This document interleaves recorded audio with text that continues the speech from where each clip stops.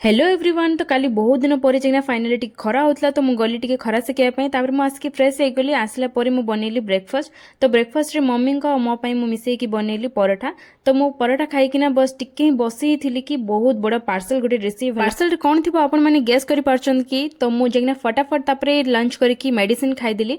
आउ मेडिसिन खाईकिना तो बहुत बढ़िया निद उड़े हो जाता मते। तापर जिकना दीदी और मु मिसकिना सी बहुत बड़ा पार्सल अनबॉक्सिंग कलु जोटा मु लॉन्ग वीडियो पोस्ट करी जल्दी। आज जेहेतु लास्ट गुरुवार थिला सेति काली दीदी मो मम्मी आम समस्ते मिसिकी गुरुवार प्रिपरेशन रे लागी पड़थलु। तो दीदी ये बनाउथला झोटी ता सहित मु बनाउथली खजा पिठा जोड़ा भी थिला। तो आग दिन ही आमर सब जिनस बना हुए आ पिठा और मंडा ही बस से दिन बना हुए। तो मु देख जितकी भी प्रिपरेशन करछु मु आपण मानकु देखि दोछि माने मते एबे वीडियो देखिकी लाळ गड़ी जाउछु पूरा।